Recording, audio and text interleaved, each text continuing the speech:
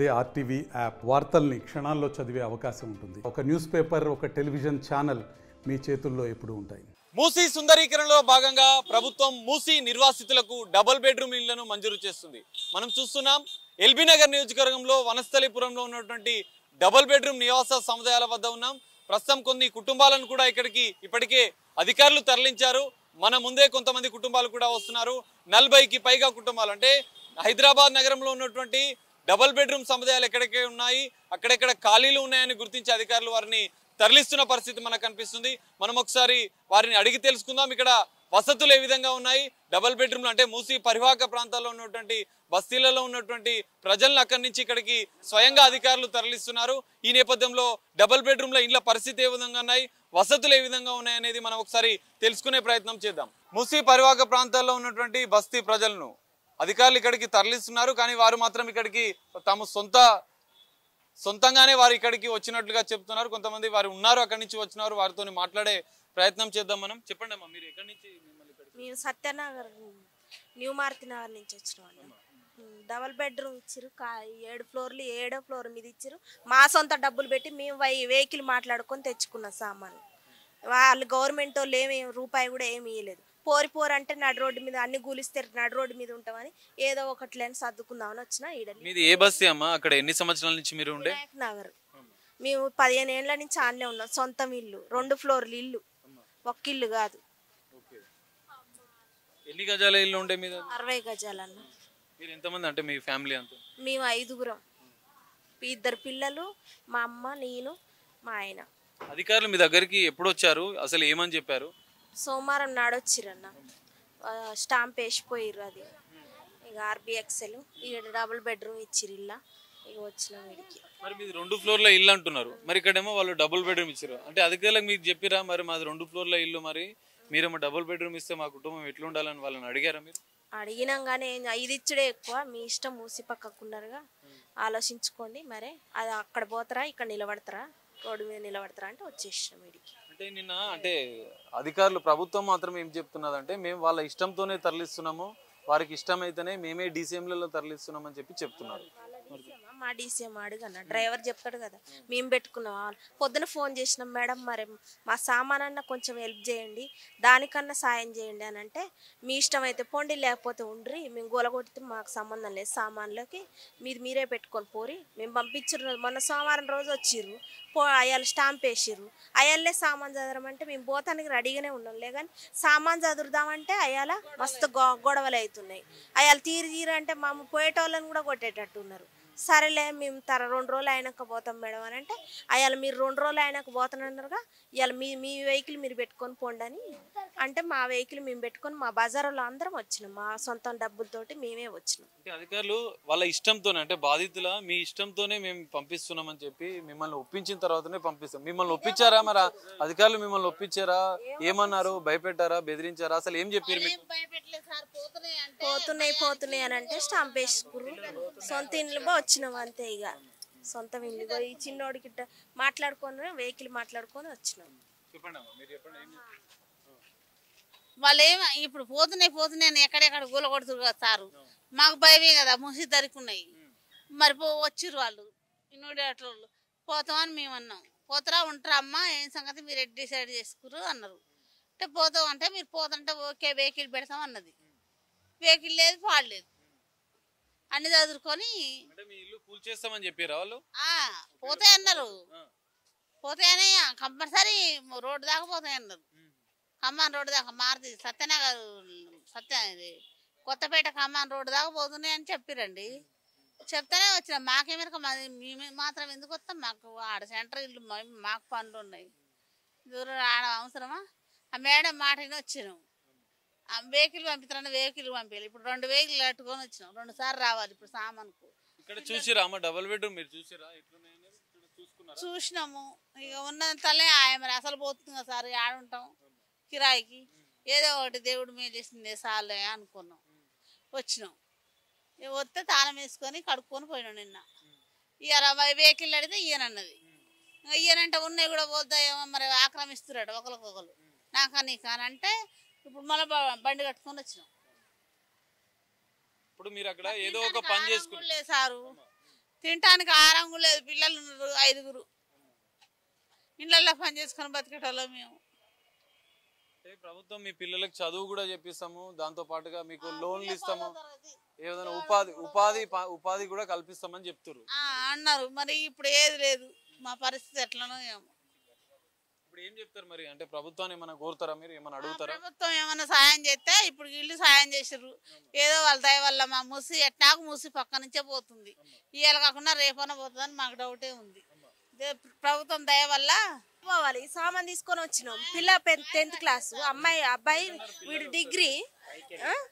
ఎక్కడ చదువుకోవాలి పిల్లలు? ఏంది పరిస్థితి? ఇప్పుడు పోరంటే మా పని కూడా పోయింది.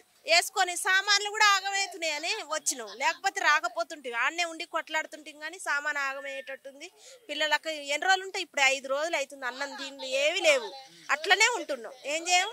సరే డబుల్ బెడ్రూమ్ అన్న పోదాం, తర్వాత సంగతి దేవుడు ఎరుగు అని ముందు ఇల్లు అయితే సంపాదించుకుంటాం కదా అని ఇట్ట వచ్చినాం. ఇక అంటే భయపెట్టారా, లేకపోతే కూల్చేస్తామని చెప్పిరా? మీకు ముందు చెప్పిర్రు. ఇక అందరు వచ్చినట్టే వచ్చింది. ఇక అన్ని పోతున్నాయి అని చెప్తుర్రు.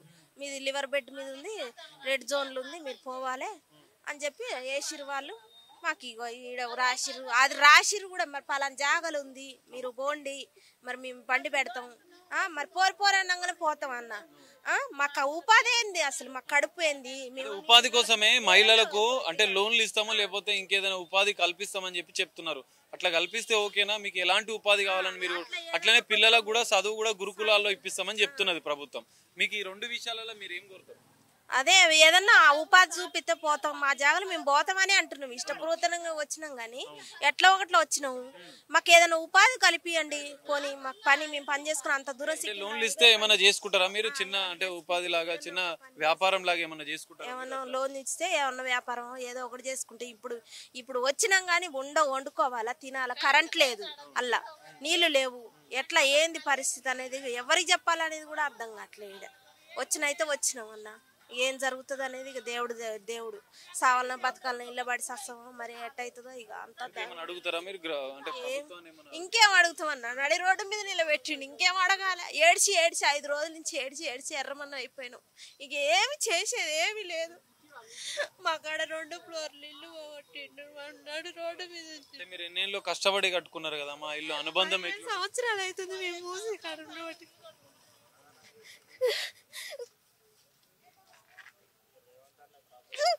అన్న మంచి చేసిండు. మమ్మల్ని మార్పు రావాలంటే సామాన్లు వేసుకొని వచ్చేటట్టు మార్పు చేసినాం అన్న. మా అమ్మాయి 10th క్లాసు, అబ్బాయి డిగ్రీ, ఒకడు 3వ క్లాస్ చదువుతున్నాడు. మా అమ్మ ఇళ్ళలో పని చేస్తుంది, మేము ఆఫీస్లో పని చేసుకొని బతాం. ఇంకా రేపటి నుంచి డ్యూటీకి రాకపోతే రావద్దని చెప్పారు. ఇక ఇది కూడా పోతుంది ఏమన్నా సామాన్ చదువుకొని వచ్చినాం. మా ఆయన టైలర్. 9 అంతస్తుల ఈ డబుల్ బెడ్రూమ్ ఇళ్లలో అంటే బాధితులు మూసి నిర్వాసితులు ఇప్పటికే చేరుకుంటున్నారు. మనం ఈ 9వ అంతస్తుకి లిఫ్ట్ ద్వారా వచ్చాం. లిఫ్ట్ వసతి అయితే ఇక్కడ మనకుంది. ఇండ్లలో లోపల ఏ విధంగా ఉందో అనేది మనం ఒకసారి ప్రత్యక్షంగా వెళ్ళి చూసే ప్రయత్నం చేద్దాం. ఈ డబుల్ బెడ్రూమ్ లో 9వ అంతస్తులో కొన్ని ఖాళీలు ఉన్నాయి, కానీ ఇంకా కేటాయింపులు జరిగినప్పటికీ కొంతమంది రాలేదు. మనం ప్రస్తుతం 7వ అంతస్తులో ఉన్నాం. 7వ అంతస్తులో ఉన్నటువంటి కొంతమంది ఇప్పటికీ మూసి బాధితులు అంటే మూసి నిర్వాసితులు ఇక్కడికి వచ్చి నివాసం ఉంటున్నారు. వారి ఇళ్లలో పరిస్థితి ఏ విధంగా ఉందనేది మనం ఒకసారి తెలుసుకుందాం. మనం చూస్తున్నాం ఇక్కడ ఇప్పటికే 7వ బ్లాక్ లో ఉన్నటువంటి కొన్ని ఇళ్లకు మూసి పరివాహక ప్రాంతాల్లో ఉన్నటువంటి బస్తీల ప్రజలు కుటుంబాలు ఇప్పటికే మనం చూస్తున్నాం. ఇది 2 BHK డబుల్ బెడ్రూమ్ ఇండ్లు ప్రభుత్వం మూసి బాధితులకు మూసి నిర్వాసితులకు వారి సామానంతా తీసుకొని ఇప్పటికే ఇక్కడికి చేరుకుంటున్నారు. మనం చూడొచ్చు ఈ కుటుంబం ఇక్కడికి వచ్చింది. వాళ్ళు అంటే తమ సామాన్ని సదురుకుంటున్నారు. మనం చూడొచ్చు ఇది హాల్, ఇది 2 బెడ్రూమ్లు. మనం ఇక్కడ ఒక బెడ్రూమ్ ని కూడా చూడొచ్చు. ఇదొక బెడ్రూమ్. వాళ్ళ సామాన్ అంతా ఇక్కడికి తెచ్చుకున్నారు. టీవీతో పాటుగా వాళ్ళ బట్టలు, వాళ్ళకి సంబంధించినటువంటి వస్తువులన్నీ తెచ్చుకున్నారు. అసలు వీళ్ళు ఎక్కడికి నుంచి వచ్చారు ఏందనేది ఒకసారి అడుగుదాం. చెప్పండి అమ్మా, మీరు ఎక్కడి నుంచి వచ్చారు? మాది భవానీ నగర్ సార్. దిన్సునగర్ కింద భవానీ నగర్ వస్తుంది మాకు. భవానీ నగర్కి వెళ్ళి మా ఒక 10 కుటుంబాలను ఇక్కడ పంపించేసారు. ఇక వాళ్ళు ఏమన్నారంటే మేము గవర్నమెంట్ జాగాలనే మేము ఇల్లులు కట్టుకున్నాము, ఆ ఇంట్లోకి వెళ్ళి ఇంట్లోకి మమ్మల్ని పంపించారు. మేము వచ్చినాము. ఇంట్లో అయితే బాగానే ఉన్నాయి, పర్వాలేదు. అయితే నా కొడుకు డిగ్రీ చదివిండు, నా కొడుకుకు జాబ్ లేదు, మాకు కూడా పనులకు దూరం అయింది. అక్కడ ఏదో చిన్న చిన్నవి చేసుకొని ఇంత పుట్ట గడుచుకునేటోళ్ళము. ఆ పుట్ట గడుచుకునేది ఒక బతుకు తెరువు మాకు కూడా గవర్నమెంట్ కలిగిస్తే మాకు కూడా ఇంత ఇల్లులు ఇచ్చిండు, జాబులు ఇచ్చిండు అని మేము కూడా ఇంత తుర్తి పడతాము, బతకగలుగుతాం సారు. ఈ ఒక్కటి రేవంత్ రెడ్డి చేసిండంటే మేము జీవదాంతము మేము రూఢపడి ఉంటాం సార్. అంటే ఒకవేళ మీకు ఇండ్లు అయితే ఇచ్చారు, ఎన్ని ఏళ్ళ నుంచి మీరు ఆ బస్తీలో ఉండే, మరి ఇప్పుడు ఇండ్లు ఇచ్చారు, ఉపాధి కూడా అంటే ఏమైనా పనులు కనిపిస్తే మీరు హ్యాపీనా? Happy sir. ఇక పనులు ఒకటి మాకు, ఇక మా ఆయనకు జర చేత కాదు, మాకు పింఛన్ లేదు, ఏది లేదు, ఇక మాకు ఏది లేదు. ఇక ఏమైనా మేము 30 సంవత్సరాల సంధి ఉన్నాం సార్. 30 సంవత్సరాల సంధి మమ్మల్ని ఎవరు తీయమని లేరు, చేయమని లేరు. గవర్నమెంట్ జాగాలనే మేము వేసుకున్నాము, ఇన్ని దినాలు యాభైగా బతికినాము. ఏమనిపించిందంటే తలదాసుకోనికి ఇల్లు ఇచ్చిండు, తలదాసుకోనికి ఇల్లు ఇచ్చిండు మంచిగానే ఉన్నది ఇక్కడ. కానీ కాకపోతే ఒక జాబులు ఒకటి నా కొడుకు చదువుకున్నందుకు ఒక డిగ్రీ ఏదో డిగ్రీకి సంబంధించింది ఒక జాబు చూపియాలి. ఇక మాకు కూడా చిన్నదో పెద్దదో ఇంత 15,000 ఏదో ఊడ్చుడో చేసుడో మాకు కూడా ఇస్తే మేము సంతోషపడతాము, మంచిగా బతుకుతాం సార్. ఇక అక్కడ ఉన్నప్పుడు మీరు అంటే మూసి వరదలు వచ్చినప్పుడు ఇబ్బందులు పడ్డారా ఎప్పుడైనా? అంటే వర్షాలు వచ్చినప్పుడు నీళ్లు పడలే ఏం పడలేము సార్. అన్ని మాకు ఎన్ని చెరువులు, గడిపేట చెరువు, హుషర్నగర్ చెరువు తీసినా కానీ అన్న పోలీసు వాళ్ళు బయట వండుకోండి అన్నా మేము వండుకోలేము, మాకు ఏది ఇంత ఏది కాలేదు. కానీ ఇప్పుడు వచ్చేటప్పుడు ఏం చెప్పారు అధికారులు? మీకు చెప్పారా అమ్మ అక్కడ ఇండ్లు ఉంటాయి ఇట్లా? చెప్పిర్రు సార్, చెప్పి వాళ్ళే పంపించిర్రు, ఇల్లులు ఇచ్చిర్రు, తాళాలు ఇచ్చిర్రు, వేసుకున్నాము, మంచిగానే ఉండము. ఇక క్లీన్ కూడా చేసుకున్నాము. మొన్న వాటర్ వచ్చినాయి, మాట్లాడితే వాళ్ళు కూడా నీళ్లు వాటర్ ఇడిచిండ్రు, క్లీన్ చేసుకున్నాము. ఇంకా సామాన్లు చదువుకోలేదు, ఎక్కడ దక్కనే ఉన్నది. ఇక మాకు జర కొత్తది కదా సారు, ఇక అన్ని చదువుకొని ఇక చేసుకుంటాం. కానీ జాబులు ఒకటి ఏదో ఒకటి మాకు సంతోషపడతాం సార్. సో ఇది పరిస్థితి. అంటే వాళ్ళకు ఇల్లు అయితే ఇచ్చారు, ఉపాధి కూడా కల్పించాలంటూ వాళ్ళు వేడుకుంటున్నారు. మనం ఇక్కడ మరో బెడ్రూమ్ ని కూడా చూడొచ్చు. ఒక హాల్, ఇది ఒక చిన్న బెడ్రూమ్, మరొక బెడ్రూమ్ ని ఇచ్చారు. దాంతో పాటుగా కిచెన్, ఒక చిన్న కిచెన్. వాళ్ళు ఇప్పుడే సామాన్లు తెచ్చి, మూసి బాధితులు కుటుంబాలు అక్కడి నుంచి వాళ్ళ సామాన్లు అన్ని తెచ్చి సెటప్ చేసుకున్నారు. ఒక బాల్కనీ, ఒక కిచెన్, 2 బెడ్రూమ్స్, 2 వాష్రూమ్స్ కూడా కల్పించారు. సో ఇది డబుల్ బెడ్రూమ్లో ఉన్నటువంటి పరిస్థితి. అంటే బాధితులు కొంత సంతోషం వ్యక్తం చేస్తున్నారు. మూసీ నదిలో తమ నివాసాలను వదిలేసి 20-30 ఏళ్ళుగా తమ నివాసాలను వదిలేసి డబుల్ బెడ్రూమ్లకైతే మేము చేరుకున్నాం, మాకు ఉపాధి అవకాశాలు కల్పించాలని చెప్పి వారు కోరుతున్న పరిస్థితి మనకు కనిపిస్తుంది. ఇక్కడ మరికొన్ని ఇండ్లు ఉన్నాయి, వారిని అడుగుదాం. ఇంకా డబుల్ బెడ్రూమ్ చూపుతాము, పోండ్రి మాదే బండి, సామాన్ కట్టుండ్రు మాకు ఊళ్ళు లేపితే మేము సామాన్ వేసుకొని వచ్చినాం అంతవరకే. కానీ ఇంక మాకేం ఇక ఉండవు బిడ్డ, ఇక ఉండే కాడికి ఏం చేస్తాము, గతి లేని పనానికి అదొకటి. మరిగా ఆడ ఈడేం పనులు 30 ఏళ్ళుగా బస్తీలో మీరు ఉన్నారు కదా, మరి ఆ నుంచి వచ్చేటప్పుడు బాధ అనిపించలే మీకు? బాధ అయినా ఏడ్చుకుంటూనే వచ్చినాం, ఏడ్చుకుంటూనే బండి ఎక్కినాం. మళ్ళీ ఏం చేయాలి, బాధ అంటే ఎవరు ఉండాలి, ఉంచుకున్నాలి. ఆడ ఏ పొయ్యిలో కొడుతుండ్రు, ఉడిసెలు పోతాయి, తీరు కట్టున్నట్లు కల్లా కట్టినాం దాంట్లో వేసిరి. మళ్ళీ ఏం చేయాలి, మా పరిస్థితి గరీబోళ్ళకే వస్తుంది ఇదంతా. మరి ఏమని చెప్తారు? ప్రభుత్వాన్ని ఏమన్నా అడుగుతారా? ఇంకేమైనా కావాలా మీకు? ఇంకా ఏందో బిడ్డ, ఏం అడిగితే ఏమి ఇస్తారో తెలుస్తలేదు. అది మీకే ఉండదు, మీ చేతుల్లో ఉండదు, మా చేతులు ఏం లేదు అంతవరకే. కానీ ఏదైనా పని అక్కడ ఏదో ఒక పని చేసుకునేటోళ్ళని కొంతమంది చెప్తున్నారమ్మా, మరి మీకు ఇక్కడ ఏదైనా పని కల్పించాలని అడుగుతారా? మరి పని కావాలి కదా, పని లేనిది ఎట్లా బతకాలి, ఏం తినాలి, తిండి ఎట్లా, కూరగాయలు ఎట్లా, మంచిది ఎట్లా, చెడ్డది ఎట్లా, మాకు ఎట్లా ఇబ్బంది, అవి కావాలి కదా. ఉట్టిగా ఖాళీగా బతికేటోళ్ళు ఎవరు నడిపేటోళ్ళు లేరు. మా ఆయనకు మోకాల నొప్పులు, ఆయన పనికి వెళ్ళాడు, నేను పనికి వెళ్ళాను. నా కొడుకు ఒక్కడు చేస్తే షోరూంలో బండి తెచ్చుకున్నాడు, ఆ బండి పైసలు పోతాయి బండి కట్టడానికి. మరి గట్ల ఉండదు మా ఇబ్బంది. మార్చినగర్ 25 ఏళ్ళు అయినాయి సార్. 4 రూములు పడ్డాయి, గేటు కాంపౌండ్ బాగా బోర్ వేసుకున్నాం, కన్నా కష్టం పడి సార్. ఎంతమంది ఉండే మీ ఇంట్లో మొత్తం? నా కొడుకుకు 2 పిల్లలు, నా కొడుకు, నా కోడలు, మేమిద్దరం. మరి అక్కడి నుంచి ఖాళీ చేసి వచ్చారా ఇక్కడికి? సామాన్ తీయలేదు సార్, కాడ ఉంది. ఇంకా మరి ఇప్పుడు మీ కొడుకు మీరిద్దరు కలిసి ఉంటున్నారు కదా, మీ కొడుకు, నువ్వు, మీ భర్త, నలుగురు వీళ్ళంతా వాళ్ళ పిల్లలు, మీ కొడుకుల పిల్లలు వాళ్ళంతా కలిసి ఉంటున్నారు. మరి మీ అందరు కలిసి ఇక్కడ ఒకటే ఇచ్చిరా? ఒకటే ఇచ్చారు సారు. మాకు ముసలోళ్ళకు ఇంట్లో ఉంచుడు అది అని ఆ ముసలి ఉండడం అని నా కొడుకు ఇట్లా పిల్లలు చదివించుకుంటుండు సార్ ఆయన భీమరెడ్డ. ఇక ఏం లేదు, ఒకటే ఇచ్చారు. కిందికి పోదాం అంటే మీరు అడిగిరా అమ్మ మరి 2 ఇల్లు నాకు అంటే నేను నా భర్త ఉన్నాం, నా కొడుకు ఉన్నారు, కోడలు ఉంది, పిల్లలు ఉన్నారు అని చెప్పి పోరి పోరి అని కాల్ చేసి ఇలా కొడుతుండ్రి. ఏం చేయాలి సార్? ఏమంటుందా మందిలో మనం ఏమన్నారు? కులగొడతామని చెప్పిరా? కులగొట్టిర్రు. కులగొట్టేసిరా? ఎర్రరెడ్డి మార్కేసిర్రు. మరి ఇప్పుడు ఇన్ని సంవత్సరాల నుంచే మీరు అక్కడ బతికినారమ్మా, ఏదో పని చేసుకుంటా బతికిరు. మరి ఇప్పుడు వచ్చేటప్పుడు మీరు బాధపడ్డారా? ఎట్లా మరి ఏడ్చినాం సార్. ఏం చేయాలి? బాధపడ్డాం. కట్టుకున్నాం రెక్కలారా వజ్రోళ్ళం మేము. అయిన పని కాని పని మోరిలో పని చేసుకొని కట్టుకున్నాం, రేకులు వేసుకున్నాం, పోయింది సార్. ఇప్పుడు ఇంకేమైనా కావాలని అడుగుతారా మరి?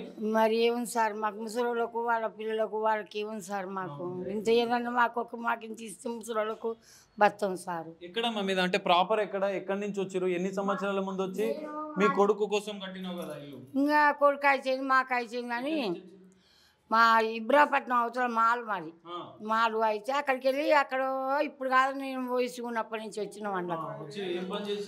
ఈ వడ్డడం సార్ ఆ పని ఈ పని బునాదులు కాలువలు మోరీల కాలువలు అవి అవే పని సార్ మరి. ఒడ్డు ఇక రెక్కలు వినే రేకులు వేసుకున్నాం. కొడుకు అట్లా 2 పోర్షన్లు నాకు ఇట్లా అని రేకులు వేసుకున్నాం. కంపలు పడాలి గేటుకి బుడ్డ గేటు పెట్టుకున్నాం. ఇక ఉన్నాం. ఇప్పుడు బాజార్ వేసి రోడ్డు వాళ్ళకు ఉండాలి మాకు ఉండాలి మేము అని కట్టుకున్నాం. ఇప్పుడు ఇంట్లో ఎట్లా ఉంటామని మా కొడుకు పిల్లలు మేము ఎట్టుండాలని ఇంకేడ్చుకుంటూ ఉన్నాం. ఇక్కడ 3 సార్. మరి ఇక్కడ అన్ని ఉన్నాయా మీకు? ఇక్కడికైతే పంపించారు, ఇక్కడికి వచ్చారు, మీరు వండుకోవడం కానీ వాటర్ నీళ్లు కరెంటు ఇవన్నీ మంచిగా ఉన్నాయా? ఏమో సార్ రాత్రి అవుతుంది, కరెంటు కానీ నీళ్లు ఉన్నాయి కానీ మనం అన్ని తెచ్చుకోవాలంట. కిందికి పోదామంటే ఇబ్బంది మాకు ముసలికి. ఏం పోతుంది సార్ 7వ ఫ్లోర్ 7వ అంతస్తుంది. లిఫ్ట్ ఉంది కదమ్మా, మరి లిఫ్ట్ లో పోయి వస్తారా మీరు? సార్ వచ్చేది పోయేది ఒక్కదాని ఇట్లా పోతే ఆగేదని చాయ్కి పోయి అంటే పోరాదు సార్. ఇబ్బంది ఉంది.